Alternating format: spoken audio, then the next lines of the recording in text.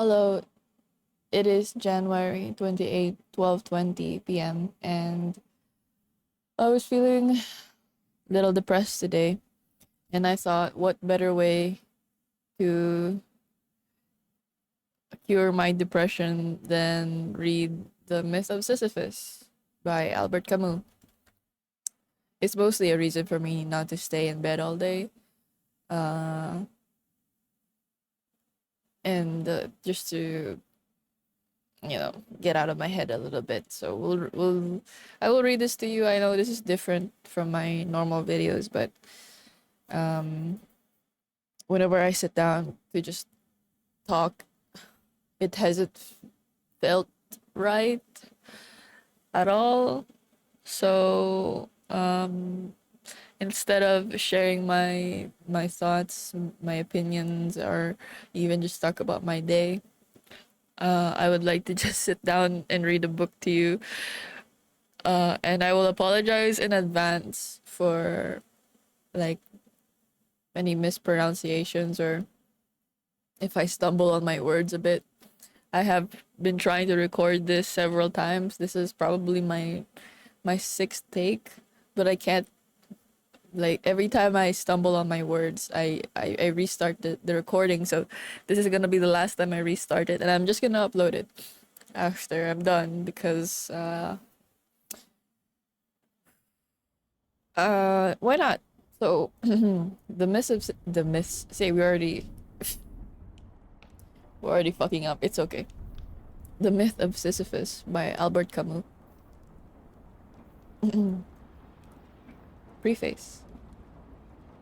For me, the myth of Sisyphus marks the beginning of an idea which I was to pursue in The Rebel.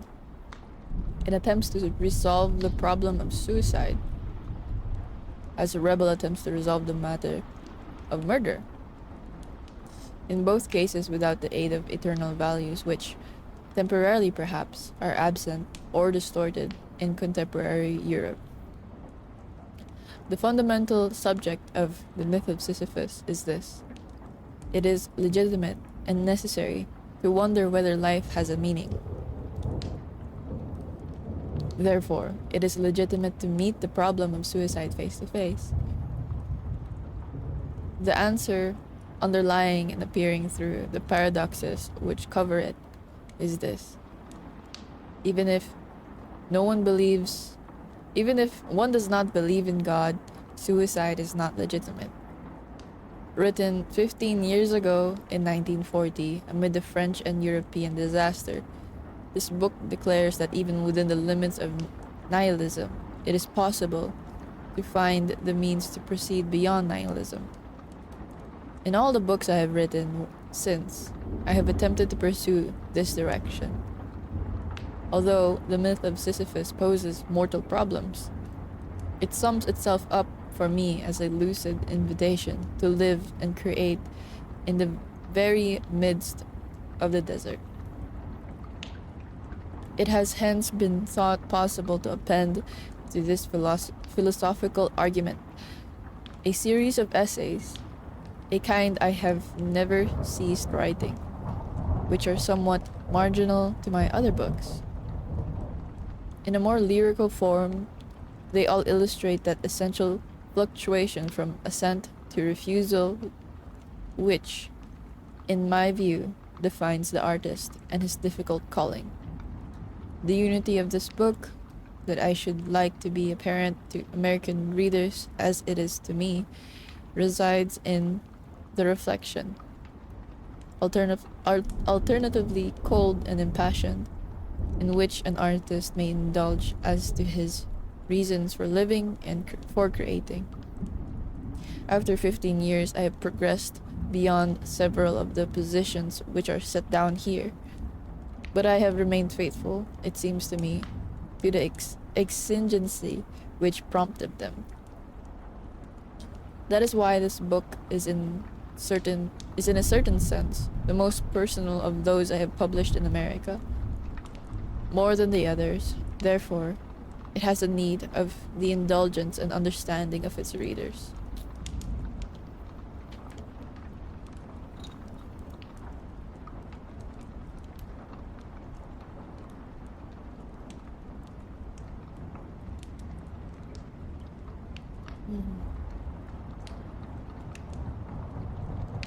The pages that follow deal with an absurd sensitivity that can be found widespread in the age,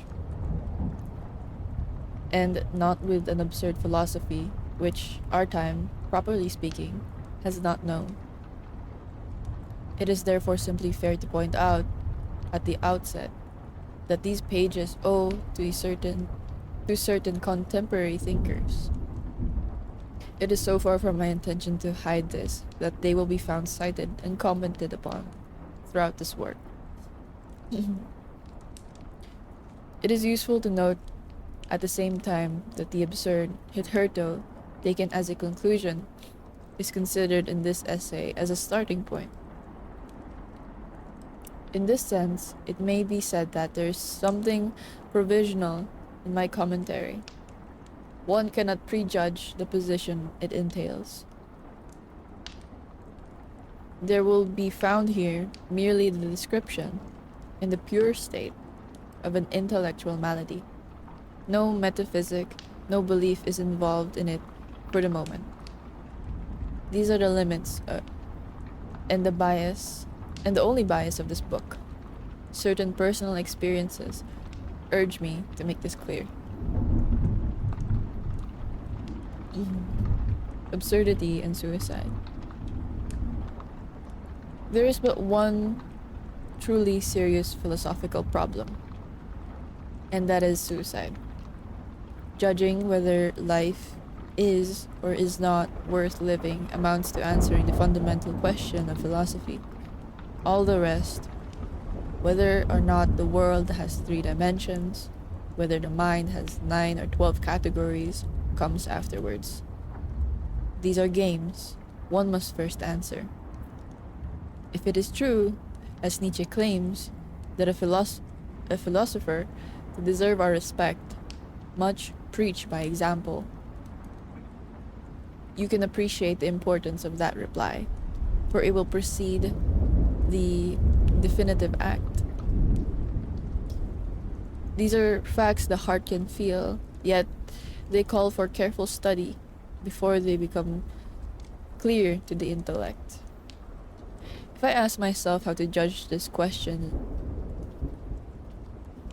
if I ask myself how to judge that this question is more urgent than that, I reply that one judges by the action it entails.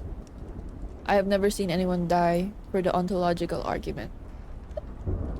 Galileo, who held a scientific truth of great importance, abjured it with the greatest ease as soon as it endangered his life. In a certain sense, he did right. The truth was not worth the stake. Whether the earth or the sun revolves around the other is a matter of profound indifference. To tell the truth, it is a futile question. On the other hand, I see many people die because they judge that life is not worth living. I see others paradoxically getting killed for the ideas or illusions that give them a reason for living. What is called a reason for living is also an excellent reason for dying. I therefore conclude that the meaning of life is the most urgent of questions. How to answer it? On all essential problems, I mean thereby those that run the risk of leading to death, or those that intensify the passion of living, there are probably but 2 methods of thought. The method of La Palisse and the method of Don Quixote. Solely the balance between evidence and lyricism can allow us to achieve simultaneously emotion and lucidity. In a subject at once so humble and so heavy with emotion, the learned and classical dialect must yield. One can see, to a more modest attitude of mind, deriving at one and the same time from common sense and understanding. Suicide has never been dealt with except as a social phenomenon. On the contrary, we are concerned here, at the outset, with the relationship between individual thought and suicide. An act like this is prepared within the silence of the heart, as is a great work of art. The man himself is ignorant of it. One evening he pulls the trigger or jumps. Of, of an apartment building manager who had killed himself, I was told that he had lost his daughter 5 years before, that he had changed greatly since, and that experience had undermined him. A more exact word cannot be imagined. Beginning to think is beginning to be undermined. Society has but little connection with such beginnings. The worm is in man's heart. That is where it must be sought. One must follow and understand this fatal game that leads from lucidity in the face of existence to flight from light. There are many causes for a suicide, and generally the most obvious ones were not the most powerful. Rarely is suicide committed, yet the hypothesis is not excluded through reflection. What sets off the crisis is almost always unverifiable. Newspapers often speak of personal sorrows or of incurable illness. These explanations are plausible, but one would have to know whether a friend of the desperate man had not that very day addressed him indifferently. He is the guilty one, for that is enough to uh, precipitate all the rancors and all the boredom still in suspicion. If it is hard to fix the precise instant, but if it is hard to fix the precise instant, the subtle step when the mind is opted for death, it is easier to deduce from the act itself the consequences it implies. In a sense, and as in melodrama, killing yourself amounts to confessing. It is confessing that life is too much for you, or that you do not understand it. Let's not go too far in such analogies, however, but rather return to everyday words. It is merely confessing that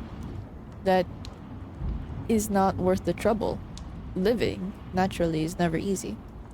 You continue making the gestures commanded by existence for many reasons. The first of which is habit. Dying voluntarily implies that you have recognized, even instinctively, the ridiculous character of that habit, the absence of any profound reason for living, the insane character of that daily agitation, the uselessness of suffering.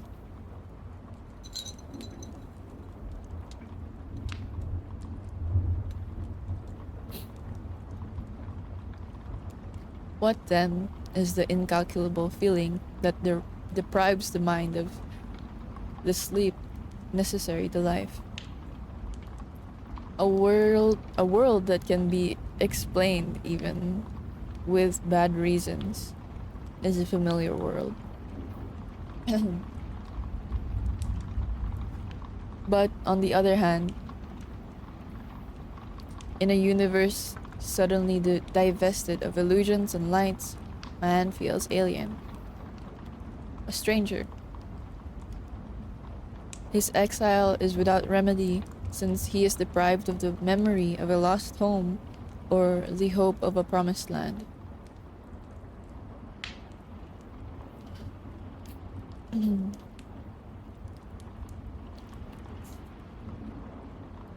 This divorce between man and his life, the actor and his setting, is properly the feeling of absurdity. All healthy men having thought of their own suicide, it can be seen, without further explanation, that there is a direct connection between this feeling and the longing for death. The subject of this essay is precisely this relationship between the absurd and suicide. the exact degree to which suicide is a solution to the absurd. The principle can be established that for a man who does not cheat, what he believes to be true must determine his action. Belief in the absurdity of existence must then dictate his conduct. It is legitimate to wonder, clearly without false pathos, whether a conclusion of this importance requires forsaking as rapidly as possible an incomprehensible condition. I am speaking, of course, of men inclined to be in harmony with themselves. Stated clearly, this problem may seem both simple and insoluble, but it is wrongly assumed that simple questions involve answers that are no less simple and that evidence implies evidence. A priori, and reversing the terms of the problem, just as one does or does not kill oneself, it seems that there are but two philosophical solutions, either yes or no. This would be too easy. But allowance must be made for those who, without concluding, continue questioning. Here I am only slightly indulging in irony. This is the majority. I notice also that those who answer no act as if they thought yes.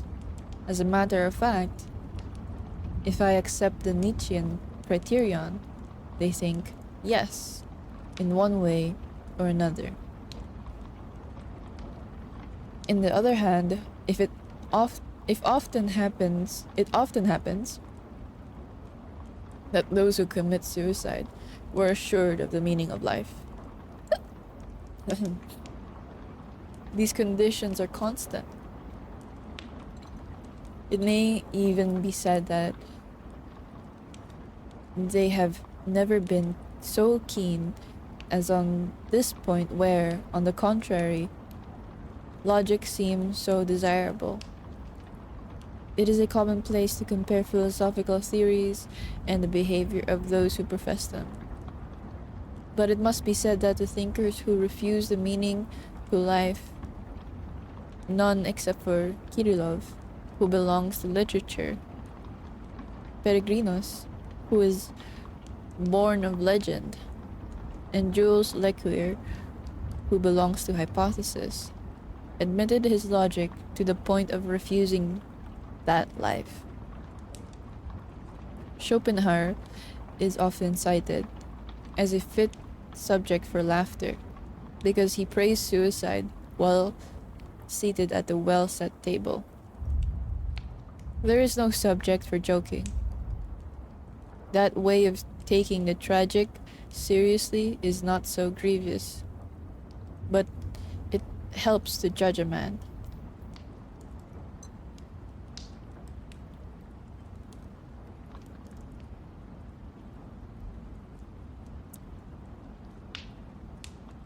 In the face of such contradictions and obscurities, we must conclude that there is no relationship between the opinion one has about life and the act one commits to leave it. Let us not exaggerate in this direction. In a man's attachment to life, there is something stronger than all the ills in the world. The body's judgment is as good as the mind's, and the body shrinks from annihilation.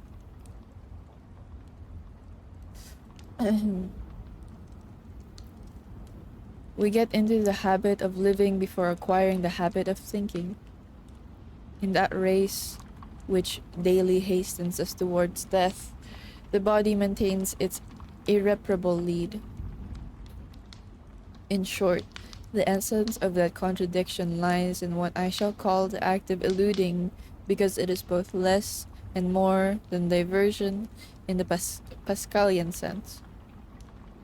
Eluding is the invariable game. The typical act of eluding, the fatal evasion that constitutes the third theme of this essay, is hope. Hope of another life one must deserve, or trickery of those who live not for life itself, but for the same but for some great idea that will transcend it, refine it, give it meaning, and betray it. Thus, everything contributes to spreading confusion. Hit hurt though, and it has not been wasted effort. People have played on words and pretended to believe that refusing to grant a meaning to life necessarily leads to declaring that it is not worth living. In truth, there is no necessary common measure between these two judgments. One merely has to refuse to be misled by the confusions, divorces, and inconsistencies previously pointed out. One must brush everything aside to go straight to the real problem. One kills oneself because life is not worth living. That is certainly a truth, yet an unfruitful one, because it is truism. But it does but does that insult to existence, that flat denial in which it is plunged, come from the fact that it has no meaning?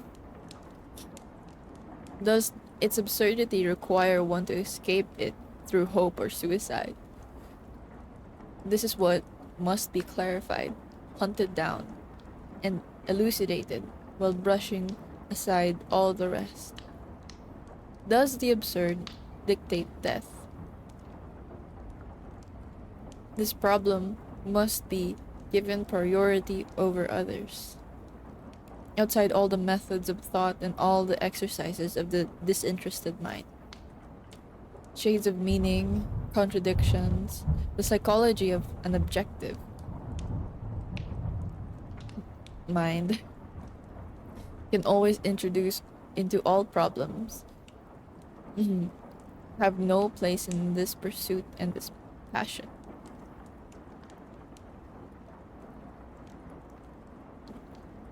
It calls simply for an unjust, in other words, logical thought. That is not easy. It is always easy to be logical. It is almost impossible to be logical to the bitter end.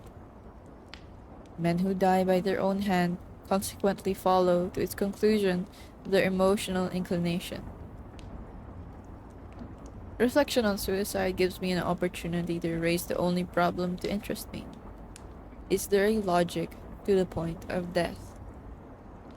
I cannot know unless I pursue, without reckless passion, the sole light of evidence, the reasoning of which I am here suggesting the source. This is what I call an absurd reasoning. Many have begun it. I do not yet know whether or not they kept to it. When Karl Jaspers, revealing the impossibility of constituting the world as a unity, exclaims, "This limitation leads me to myself, where I can no longer withdraw behind an objective point of view that I am merely representing, where neither I myself nor the existence of others can any longer become an object for me." He is evoking, after many others, those waterless deserts where thought reaches its confines. After many others, yes, indeed, but how eager they were to get out of them. At that last crossroad where thought hesitates, many men have arrived, and even some of the humblest. They then abdicated what was most precious to them, their life. Others, princes of the mind, abdicated likewise. But they initiated the suicide of their thought in its purest revolt. The real effort is to stay there, rather, insofar as that is possible, to examine closely the odd vegetation of those distant regions. tenacity, and acumen are privileged spectators of this inhuman show in which absurdity, hope, and death carry on in their dialogue. The mind can then analyze the figures of that elementary yet subtle dance before illustrating them and reliving them itself.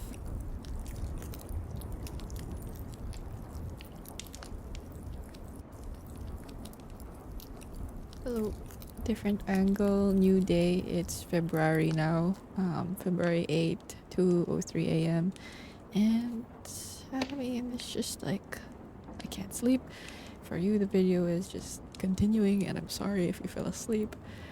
But I was trying to decide on how to continue. Like, because if you noticed in the first chapter, I have these sticky notes, and it basically explains the summary of the chapter. But I'm always scared that these are not correct or not right, and somebody in the comments is gonna roast me or toast me about it. But I think it's fine. So the title of this chapter is called Absurd Walls, and in my little post-it note I put a box and labeled 1 through 4.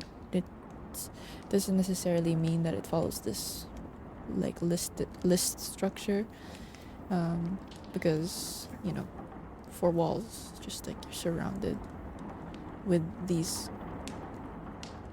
concepts of the absurd. Anyways, so in this chapter he essentially introduces the philosophers he wants to talk about, while also talking about how one might go about reflecting the absurd. Somehow one will always contradict themselves, and then they have to go back to the beginning until of course they can come to terms with the with absurdity's contradictions. So that's the summary, and I don't think I'm gonna read the rest of it. I mean, you can see, because I don't know if it's correct, and yeah. Anyways. Like great works, deep feelings always mean more than they are conscious of saying. The regularity of an impulse or a repulsion in a soul is encountered again in habits of doing or thinking, is reproduced in consequences of which the soul itself knows nothing.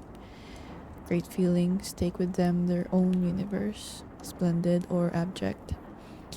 They light up with their passion an exclusive world in which they recognize their climate. There is a universe of jealousy, of ambition, of selfishness, or of generosity. A universe, in other words, a metaphysic, and an attitude of mind. What is true of already specialized feelings will be even more so of emotions, basically as indeterminate, simultaneously as vague and as definite, as remote and as present, as those furnished us by beauty or aroused by absurdity. At any street corner, the feeling of absurdity can strike any man in the face, as it is, in its distressing nudity. In its light without effulgence, it is elusive. But that very difficulty deserves reflection. It is probably true that a man remains forever unknown to us, and that there is in him something irreducible that escapes us. But practically, I know men and recognize them by their behavior, by the totality of their deeds, by the consequences caused in life by their presence. Likewise, all those irrational feelings which offer no purchase to analysis. I can define them practically, appreciate them practically, by gathering together the sum of their consequences in the domain of the intelligence, by seizing and noting all their aspects, by outlining their universe. It is certain that apparently Though I have seen the same actor 100 times, I shall not, for that reason, know him any better personally. Yet, if I add up all the heroes he has personified, and if I say that I know him a little better at the 100th character counted off, this will be felt to contain an element of truth. For this apparent paradox is also an epilogue. There is a moral to it. It teaches that a man defines himself by his make-believes as well as his sincere impulses. There is thus a lower key of feelings, inaccessible in the heart, but partially disclosed by the acts they imply and the attitudes of the mind they assume. It is clear that in a way I am defining a method, but it is also evident that that method is one of analysis and not of knowledge. For methods imply metaphysics. Unconsciously, they disclose conclusions that they often claim not to know yet. Similarly, the last pages of a book are already contained in the first pages. Such a link is inevitable. The method defined here acknowledges the feeling that all true knowledge is impossible. Solely appearances can be enumerated, and the climate make itself felt. Perhaps we shall be able to overtake that elusive feeling of absurdity in the different but closely related worlds of intelligence, of the art of the living, or of art itself. The climate of absurdity is in the beginning. The end of the absurd universe is in that attitude of mind which lights the world with its true colors to bring out the privileged and implacable visage which that attitude has discerned in it.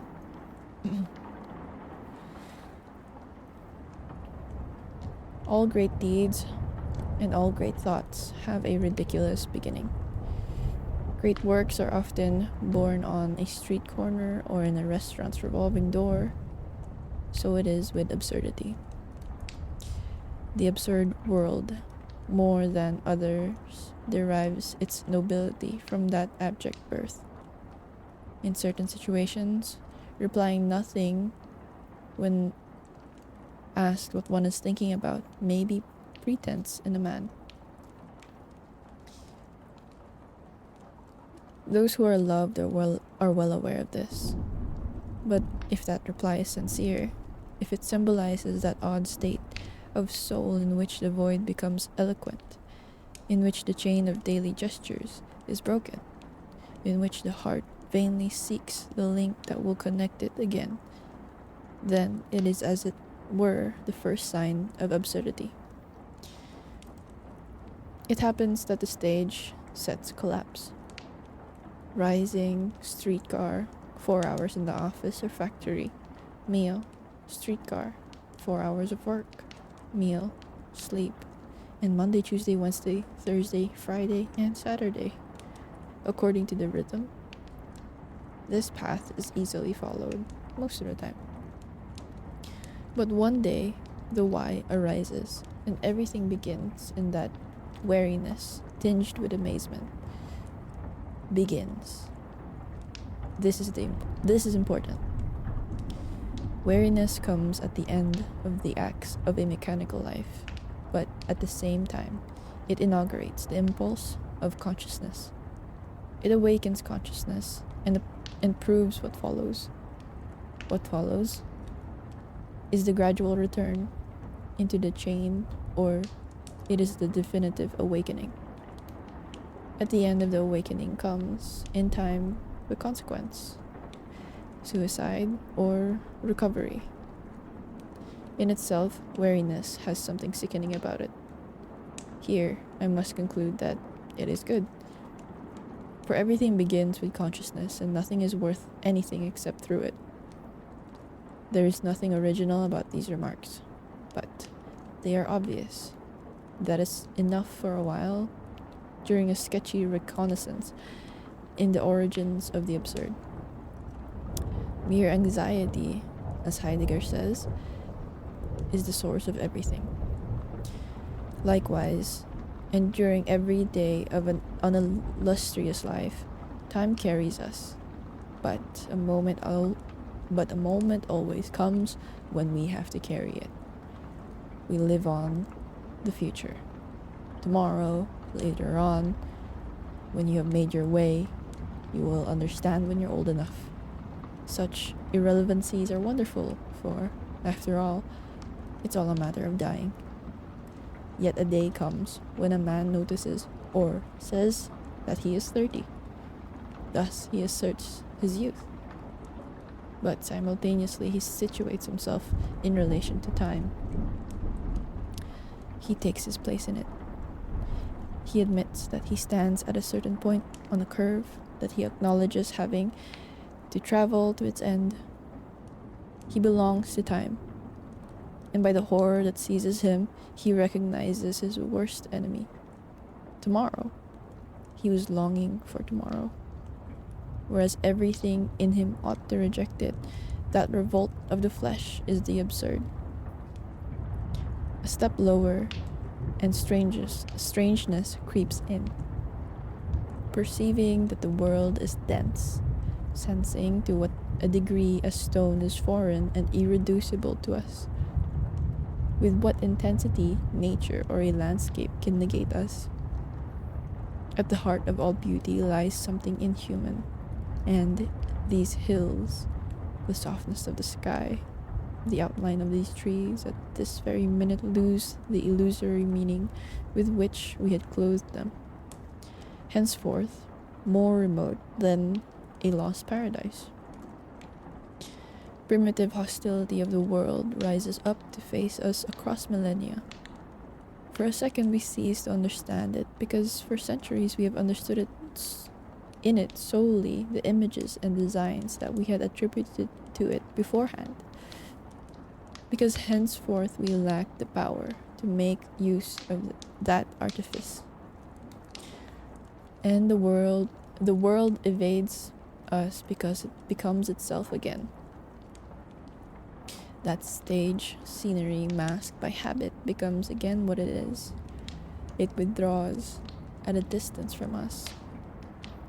Just as there are days when, under the familiar face of a woman, we see as a stranger her we had loved months or years ago, perhaps we shall come even to desire what suddenly leaves us so alone. But this time has not yet come. Just one thing. That denseness and that strangeness of the world is the absurd. Men too secrete the inhuman. At certain moments of lucidity, the mechanical aspect of their gestures, their meaningless pantomime makes silly everything that surrounds them. A man talking on the telephone behind a glass partition. You cannot hear him, but you can see his incomprehensible dumb show. You wonder why he's alive. This discomfort in the face of the man's own inhumanity, this incalculable tumble before the image of what we are, this nausea, as a writer of today calls it, is also the absurd. Likewise, the stranger who at certain seconds comes to meet us in the mirror. The familiar and yet alarming brother we encounter in our own photographs is also the absurd. I come at last to death and the attitude we have towards it. On this point, everything has been said, and it is only proper to avoid pathos. Yet, one will never be sufficiently surprised that everyone lives as if no one knew. This is because, in reality, there is no experience of death. Properly speaking, nothing has been experienced but what has been lived and made conscious. Here, it is barely possible to speak of the evidence speak of the experience of others' deaths. It is a substitute, an illusion, and it never quite convinces us. The melancholy convention cannot be persuasive. The horror that comes in reality from the mathematical aspect of the event. If time frightens us, this is because it works out the problem and the solution comes afterward. All the pretty speeches about the soul will have their contrary convincingly proved, at least for a time. From this inert body on which a slap makes no mark, the soul has disappeared. This elementary and definitive aspect of the adventure constitutes the absurd feeling. Under the fatal lighting of that destiny, its uselessness becomes evident. No code of ethics and no effort are justifiable a priori in the face of cruel mathematics that command our condition. Let me repeat. All this has been said over and over. I am limiting myself here to make a rapid classification and pointing out these obvious themes. They run through all literatures and all philosophies. Everyday conversation feeds on them. There is no question of reinventing them. But it is essential to be sure of these facts in order to be able to question oneself subsequently on the primordial question. I am interested, let me repeat again, not so much in the absurd discoveries as in their consequences.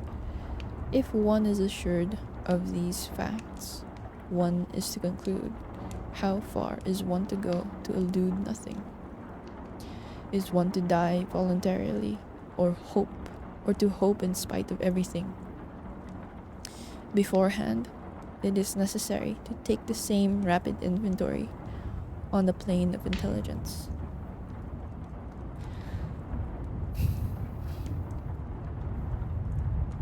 The mind's first step is to distinguish what is true from what is false. However, as soon as thought reflects on itself, what it first discovers is a contradiction. Useless to strive to be convincing in this case. Over the centuries, no one has furnished a clearer and more elegant demonstration of the business than Aristotle. Quote, the often ridiculed consequence of these opinions is that they destroy themselves. For by asserting that all is true, we assert the truth of the contrary assertion, and consequently the falsity of our own thesis. Parenthesis. For the contrary assertion does not admit that it can be true. Close parenthesis. And if one says that all is false, that assertion itself is false. If we declare that solely the assertion opposed to ours is false, or else that solely is ours is not false, we are nevertheless forced to admit an infinite number of true or false judgments.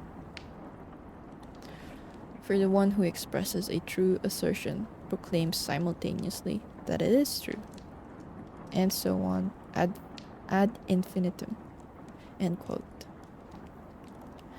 The vicious circle is but the first of a series in which the mind that studies itself gets lost in a giddy whirling. The very simplicity of these paradoxes makes them irreducible. Whatever may be the plays on words and the acrobatics of logic, to understand is, above all, to unify. The mind's deepest desire, even in its most elaborate operations, parallels man's unconscious feeling in the face of his universe. It is an insistence upon familiarity, an appetite for clarity. Understanding the world for a man is reducing it to the human, stamping it with his seal. The cat's universe is not the universe of the anthill.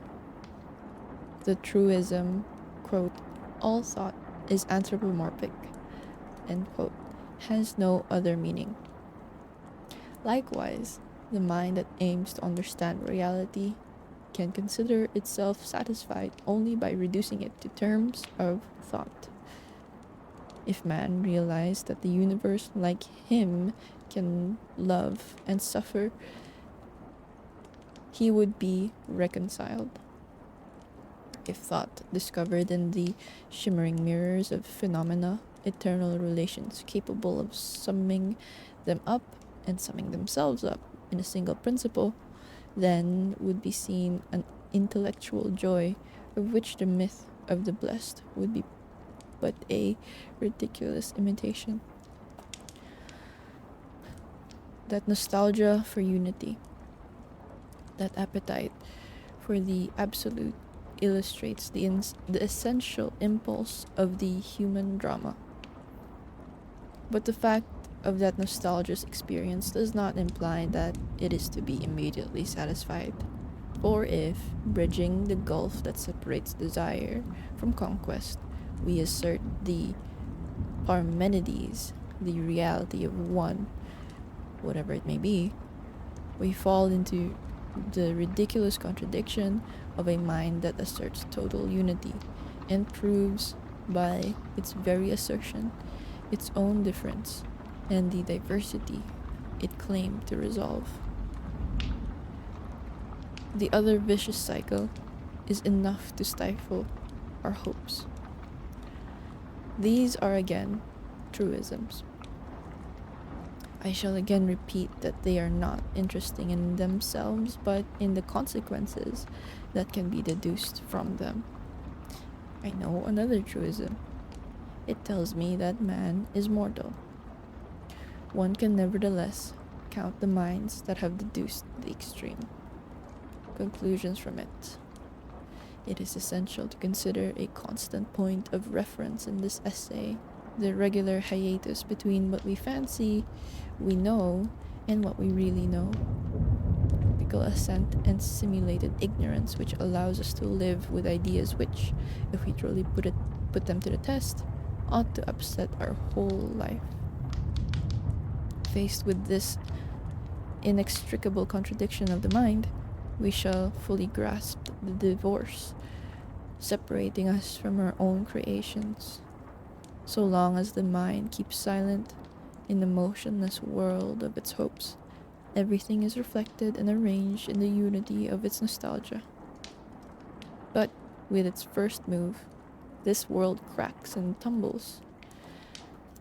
An infinite number of shimmering fragments is offered to the understanding. We must despair of ever reconstructing the familiar, calm surface which would give us peace of heart. After so many centuries of inquiries, so many abdications among thinkers, we are well aware of that this is true for all our knowledge. With the exception of professional rationalists, today people despair of true knowledge. If the only significant history of human thought were to be written, it would have to be the history of its successive regrets and its impotencies. Of whom and of what indeed can I say? I know that. This heart within me I can feel, and I judge that it exists. This world I can touch, and likewise judge that it exists. There ends all my knowledge, and the rest is construction. For if I try to seize this self of which I feel sure, if I try to define and to summarize it, it is nothing but water slipping through my fingers. I can sketch one by one all the aspects it is able to assume, all those likewise that have been attributed to it. This upbringing, this origin, this ardor, or these silences, this nobility or this vileness, but aspects cannot be added up. This very heart which is mine will forever remain indefinable to me. Between the certainty I have of my existence and the content I try to give to that assurance, the gap will never be filled. Forever, I shall be a stranger to myself. In psychology, as in logic, there are truths, but no truth. Socrates' "Know thyself" has so much value as the has as much value as the "Be virtuous" of our confessionals. They reveal a nostalgia at the same time as an ignorance. They are sterile exercises on great subjects. They are legitimate only in precisely so far as they are approximate. And here are the trees, and I know their gnarled surface. Water and I feel its taste. These scents of grass and stars at night, certain evenings when the heart relaxes. How shall I negate this world whose whose power and strength I feel? Yet all the knowledge on earth will give me nothing to assure me that this world is mine. You describe it to me, and you teach it to me, and you teach me to classify it. You enumerate its laws and my thirst for knowledge. And in my thirst for knowledge, I admit that they are true. You take apart its mechanism, and my hope increases. At the final stage, you teach me that this wondrous and multicolored universe can be reduced to the atom, and that the atom itself can be reduced to the electron. All this is good, and I wait for you to continue. But you tell me of an invisible planetary system in which electrons gravitate around a nucleus. You explain this world to me with an image. I realize then that you have been reduced to poetry. I shall never know. Have I the time to become indignant? You have already changed theories, so that science that was to teach me everything ends up in a hypothesis. That lucidity founders in metaphor. That uncertainty is resolved in a work of art. What need had I of so many efforts? The soft lines of these hills and the hands of evening on this troubled heart teach me so much more. I have returned to my beginning. I realize that if through science I can seize phenomena and enumerate them, I cannot, for all that, apprehend the world. Were I to trace its entire relief with my finger, I should not know any more. And you give me the choice between a description that is sure but that teaches me nothing, and hypotheses of the world armed solely with a thought that negates itself as soon as it asserts. What is this condition in which I can have peace only by refusing to know and to live, in which the appetite for conquest bumps into walls that defy its assaults? To will is to stir up paradoxes. Everything is ordered in such a way as to bring into that poisoned peace produced by thoughtlessness, lack of heart, or fatal renunciations. Hence, the intelligence, too, tells me in its way the world is absurd. Its contrary, blind reason may well claim that all is clear. I was waiting for proof and longing for it to be right, but despite so many pretentious centuries and over the heads of so many eloquent and persuasive men, I know that it is false. On this plane, at least, there is no happiness if I cannot know.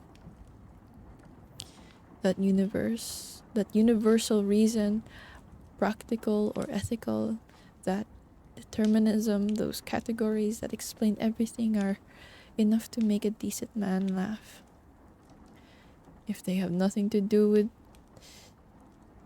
with the mind, then they negate its profound truth, which is to be enchained in this unintelligible and limited universe. A man's fate henceforth assumes its meaning.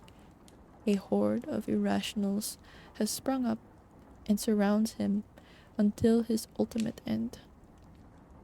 In his recovered and now studied lucidity, the feeling of the absurd becomes clear and definite. I said that the world is absurd, but I was too hasty. This world in itself is not reasonable. That it is that is all that can be said. But what is absurd is the confrontation of this irrational and the wild longing for clarity whose call echoes in the human heart. The absurd depends as much on the man as on the world. For the moment, it is all that links them together. It binds them one to another, as only hatred can weld two creatures together. This is all I can discern in this measureless universe where my adventure takes place. Let us pause here. If I hold to be true that absurdity that determines my relationship with life, if I become thoroughly imbued with that sentiment that seizes me in the face of the world's scenes, with that lucidity imposed on me by the pursuit of a science, I must sacrifice everything to these certainties, and I must not see them as squarely to be able to maintain them. Above all, I must adapt my behavior to them and pursue them in all their consequences. I am speaking here of decency, but I want to know beforehand if thought can live in those deserts.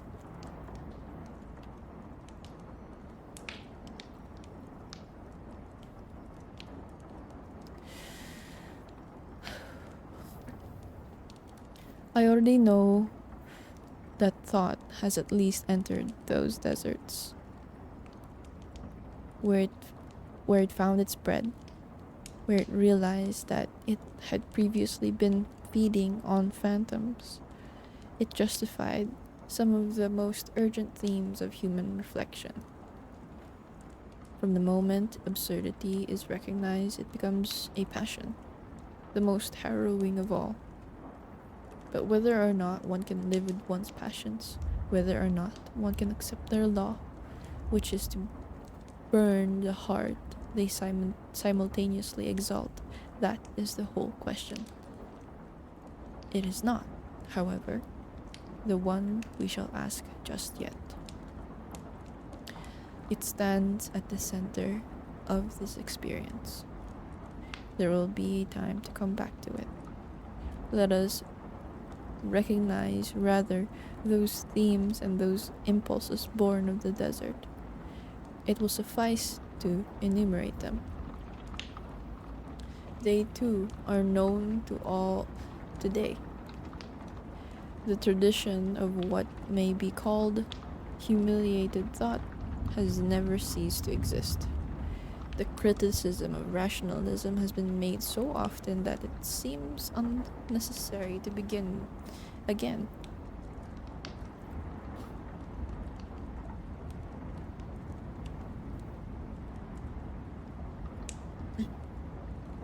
Yet our epoch is marked by the rebirth of those paradoxical systems that strive to strip up the reason as if it had always forged ahead. But that is not so much a proof of efficacy of the reason as of the intensity of its hopes.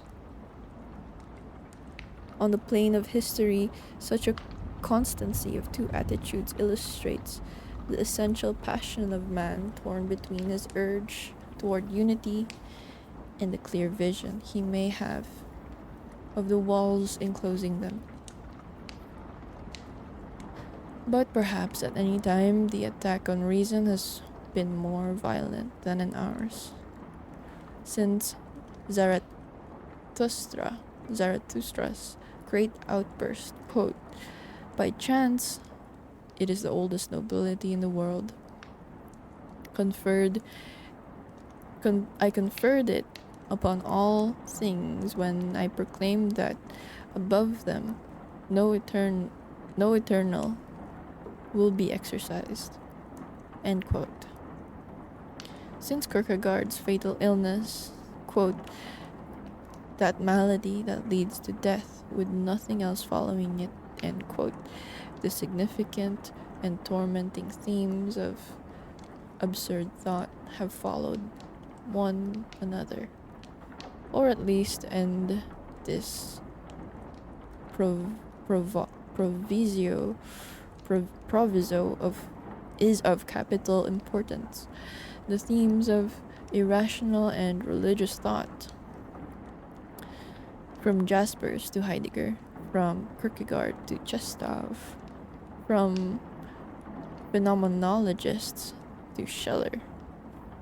On the logical plane and on the moral plane, a whole family of minds related by their nostalgia, but opposed by their methods or their aims, have persisted in blocking the royal road of reason and in recovering the direct paths of truth. Here I assume these thoughts to be known and lived. Whatever may be or have been their ambitions, all started out from that indescribable universe where contradiction, antimony, anguish, or impotence reigns. And what they have in common is precisely the theme so far disclosed. For them, too, it must be said that what matters above all is the conclusions they have managed to draw from those discoveries. That matters so much that they must be examined separately. But for the moment, we are concerned solely with their discoveries and their initial experiments. We are concerned solely with noting their agreement. And if it would be possible, if it would be presumptuous to try to deal with their philosophies, it is possible and sufficient in any case to bring out the climate that is common to them. Heidegger considers the human condition coldly and announces that experience is humiliated.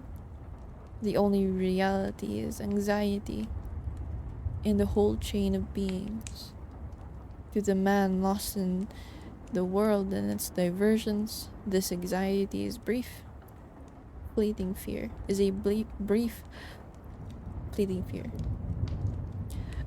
But if that fear becomes conscious of itself, it becomes anguish.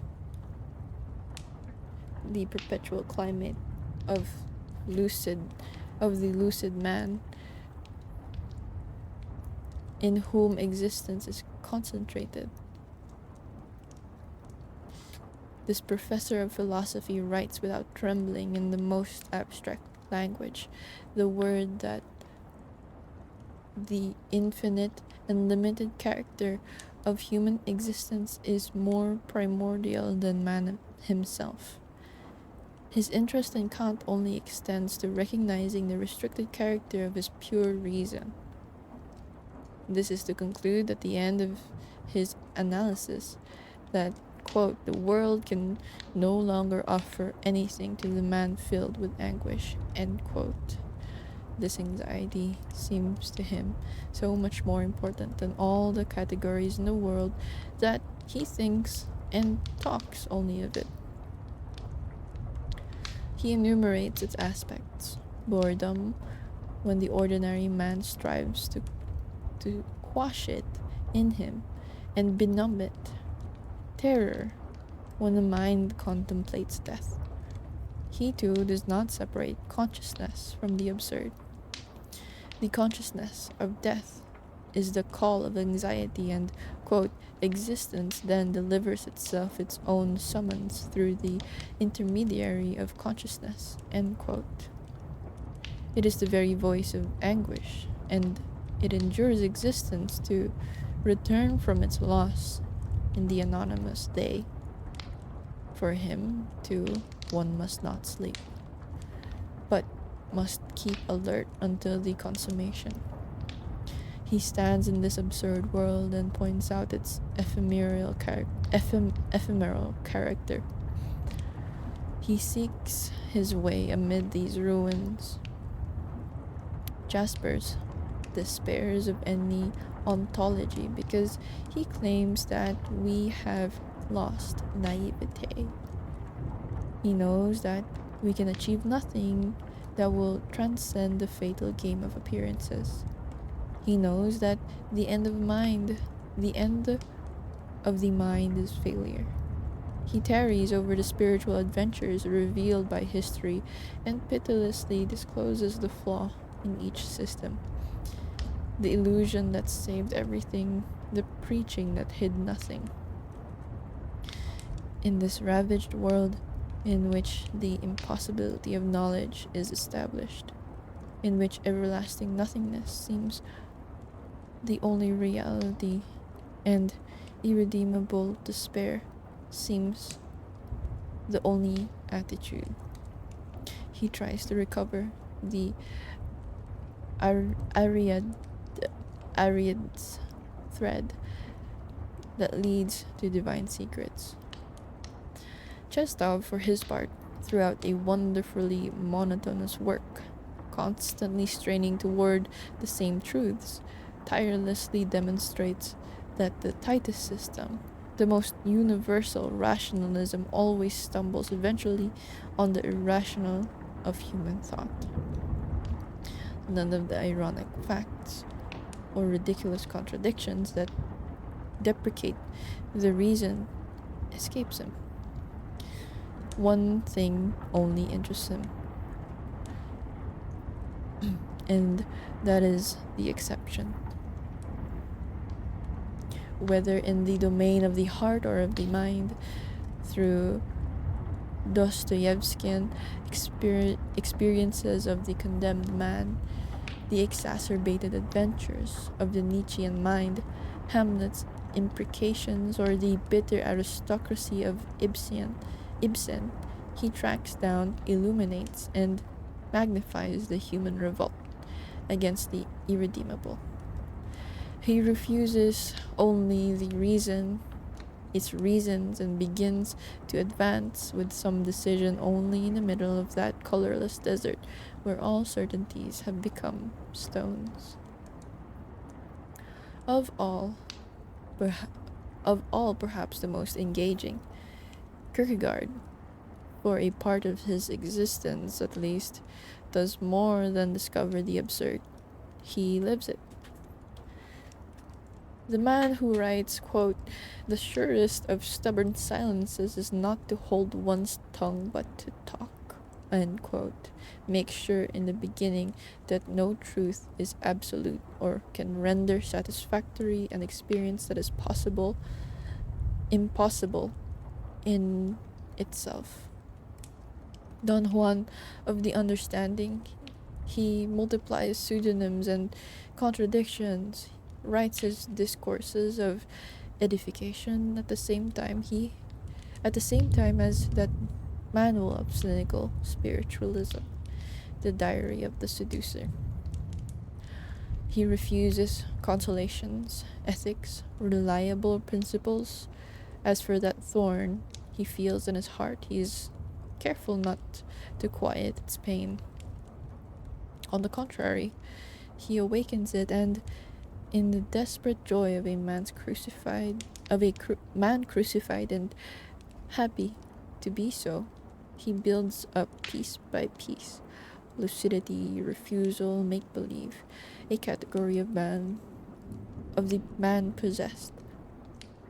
The face both tender and sneering, those pirouettes followed by a cry from the heart that from the heart are the absurd spirit itself grappling with a reality beyond his comprehension. The spiritual adventure that leads Kierkegaard to his beloved scandals begins likewise in the chaos of an experience divested of its setting and relegated to its original incoherence.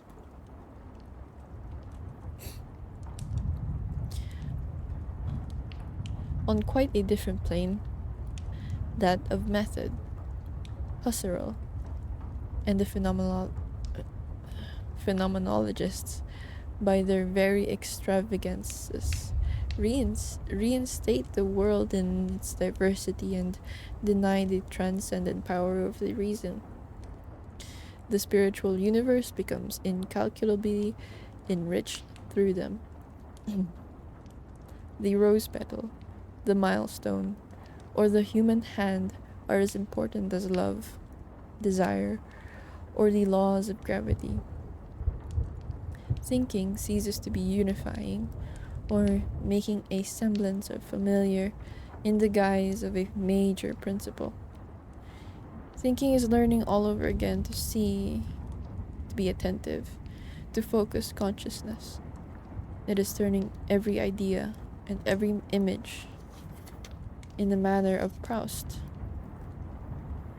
who Proust into a privileged moment. What justifies in its extreme consciousness. Though more positive than Kierkegaard's or Gustav's or Husserl's manner of proceeding, in the beginning, nevertheless, negates the classic method of the reason, disappoints hope, opens to intuition, and to the heart of a whole proliferation of phenomena, the wealth of which has about it something inhuman. These paths lead to all sciences or to none. This amounts to saying that in this case the means are more important than the end, that all that is involved is an attitude for understanding and not a consolation. Let me repeat, in the beginning, at the very least. How can one fail to feel the basic relationship of these minds? How can one fail to see that they take their stand around the privileged and bitter moment in which hope has no further place? I want everything to be explained to me or nothing. And the reason is impotent when it hears this cry from the heart. The mind, aroused by this insistence, and seeks and finds nothing but contradictions and nonsense. What I fail to understand is nonsense. The world is peopled with such irrationals. The world itself, whose single meaning I do not understand, is but a vast irrational. If one could only say just once, "This is clear," all would be saved. But these men vie with one another in proclaiming that nothing is clear, all is chaos, all man has is his lucidity and his definite knowledge of the walls surrounding him. All these experiences agree and confirm one another. The mind, when it reaches its limits, must make a judgment and choose its conclusions. This is where suicide and the reply stand. But I wish to reverse the order of the inquiry and start from the intelligent adventure and come back to daily acts. The experiences called to mind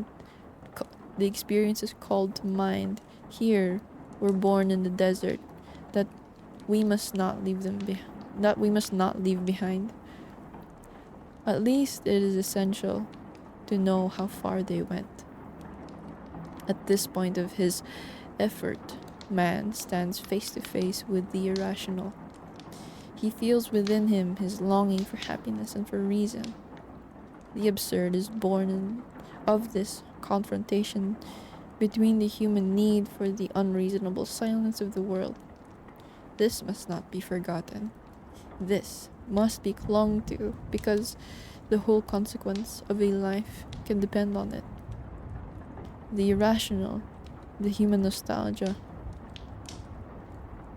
and the absurd that is born of their encounter. These are the three characters in the drama that must necessarily end with all logic of which existence is capable.